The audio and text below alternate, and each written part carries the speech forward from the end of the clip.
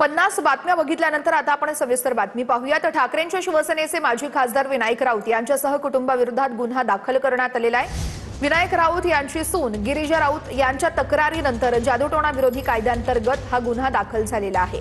राऊत कुटुंबाने गोमूत्र प्यायला दिले तसेच डोक्यावरील केस कापल्याचा आरोप सून गिरिजा राऊत यांनी केलाय। फिरोज बाबा आणि काजी बाबा विरोधात देखील गुन्हा नोंद करण्यात आला असून यापैकी भोंदू फिरोज शेखला 2 दिवसांची पोलीस कोठडी सुनावण्यात आलेली आहे। ठाकरेंच्या शिवसेनेचे कोकणातील एकमेव शिलेदार आणि माजी खासदार विनायक राऊत आणि त्यांचं कुटुंबीय सध्या चांगलंच अडचणीत सापडले। राऊतांसह त्यांचा मुलगा नगरसेवक गीतेश राऊत यांच्यासह कुटुंबाविरोधात सून गिरिजा राऊत यांनी गंभीर आरोप करत ठाण्यातील कापूरबावडी पोलीस ठाण्यामध्ये गुन्हा दाखल केलाय।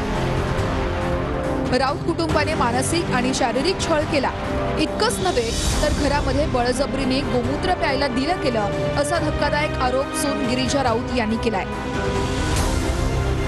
याशिवाय राऊत कुटुंबातील सदस्यांनी अत्यंत क्रूरतेने माझ्या डोक्यावरील केस उपटले असा आरोपही गिरिजा यांनी तक्रार देताना केलाय।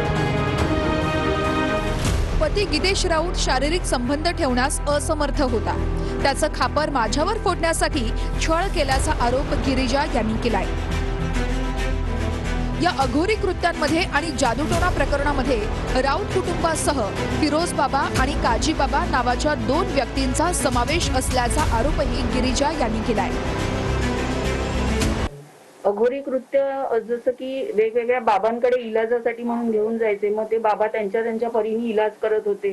कोण जिवंत कोंबडा अंगावरून उतरवत होता, कोण कणकेच्या भावल्या, तांब्याची तार, मासाचे तुकडे घेतलेले, माझ्या अंगावरचे न धुतलेले वापरलेले कपडे घेऊन केसावरचे डोक्यावरचे केस ओढून अशा सगळ्या गोष्टी वापरून उतारे करत होते। कच्चं गोमूत्र किंवा हळद खायला देणे किंवा हे सगळे देवीच्या समोरची ती जी अगरबत्तीची उधी असते ती तीर्थ म्हणून असं एवढं पेला भरून प्यायला देणे, असे फक्त त्यांच्या मुलाचं एक हे की तो शारीरिक संबंध करण्यासाठी असक्षम आहे हे लपवण्यासाठी त्यांनी हे सगळं पूर्ण प्लानिंग करून माझं आयुष्य बर्बाद केलेलं आहे। या फिर अगर मुझे मेरी फैमिली से बात करना है, I should speak only on speakers. मुझे इतना भी लिबर्टी नहीं था कि during my menstrual cycle he used to enter the washroom and check if I am lying और this is a true thing. कपड़े क्या पहनना है, खाना क्या खाना है, बहुत चीजों में I can say in everything उन्होंने मुझे बहुत तंग किया है, बॉडी शेमिंग किया है। जैसे मैंने जब भी स्वामी समर्थ का भक्ति शुरू किया तो मेरे हस्बैंड का मुझे हर बार ये टर्न था कि हा नवीन देव पकडलायस तर किती दिवस हा देव तुझ्या पाठीशी उभा राहतोय ते मला बघायचंय।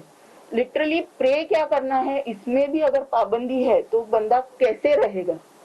आणि विनायक राऊत हे कुटुंब प्रमुख म्हणून जसं माझ्या सासऱ्यांनी हे सगळं सांगायला पाहिजे होतं त्या दोघांना, ते त्यांनी कधीही केलेलं नाही। दरम्यान गिरिजा राऊतांचे सर्व आरोप विनायक राऊत यांनी फेटाळून लावले आहेत। मी आणि माझ्या कुटुंबियावर लावलेले जे आरोप आहेत हे निकालच खोटे आहेत। दुर्दैवाने गीतेश राऊत यांचं लग्न झाल्यानंतर त्यांच्या पत्नी ह्या मागच्या 3 वर्षापासून त्यांच्याबरोबर राहत नाही आहेत आणि ज्या गोष्टी त्यांनी फ्लॅट पैसे वगैरे जे काही सांगितलेलं आहे ते नितांत खोटं आहे। जे शाब्दिक सुनावणी किंवा मारहाण करून जे त्यांनी माझ्याबरोबर केलेलं आहे ते लपवण्यासाठी आता ते सगळं हे खोटं स्टेटमेंट मीडिया समोर देत आहेत।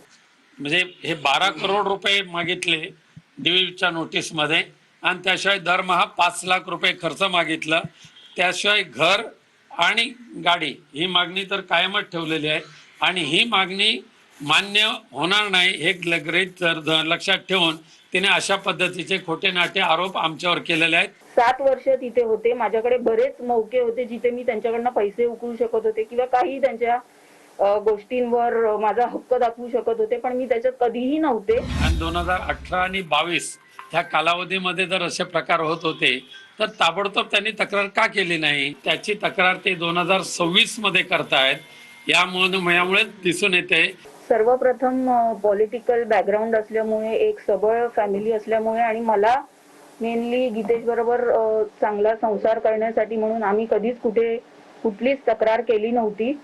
या आशेवर सगळं सहन करत गेले की आज ना उद्या परिस्थिती बदलेल. दुसरीकडे गिरिजा राऊत यांनी विनायक राऊतांवर पैशांवरूनही गंभीर आरोप केलेत. त्यावरून त्यांच्या वकिलांनी विनायक राऊतांविरोधात मनी लॉन्ड्रिंगची तक्रार दाखल करणार असल्याचं म्हटलंय. प्रत्येक महिन्याला वेगवेगळ्या अमाऊंट कॅश मध्ये यायच्या. जवळजवळ 17-18 लाख त्यांनी घरी मनी काउंटिंग मशीन असूनही माझी तब्येत बरी नसताना त्यांनी मला ती कॅश हाताने मोजायला लावलेली आहे. एन्फोर्समेंट डायरेक्टरेटकडे कंप्लेंट अर्ज फाईल करणार आहोत आणि इन्कम टॅक्सला पण कंप्लेंट अर्ज करणार आहेत. त्यांच्या इन्कमच्या संदर्भामध्ये आणि जे कॅश फ्लो येत होता त्यांच्याकडे त्यांच्या सांगण्यावरून त्या संदर्भात आम्ही तक्रार करणार आहोत. ईडीकडे पण आम्ही तक्रार करणार आहोत. दरम्यान या प्रकरणामध्ये कापूरबावडी पोलिसांनी बाबा फिरोज शेखला अटक केली आहे. नगरसेविका